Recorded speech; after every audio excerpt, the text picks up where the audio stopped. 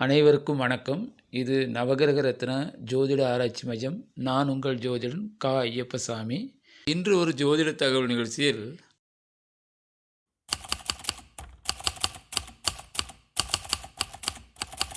புனர்பூசம், விசாகம், பூரட்டாதி நட்சத்திரத்தில் பிறந்தவர்களுக்கு அதிர்ஷ்ட கிரகம் சனி பகவான், கேது பகவான், சூரிய பகவான், செவ்வாய் பகவான், ராகு பகவான் இவர்கள் அதிர்ஷ்ட கிரகங்களாக வருகிறது.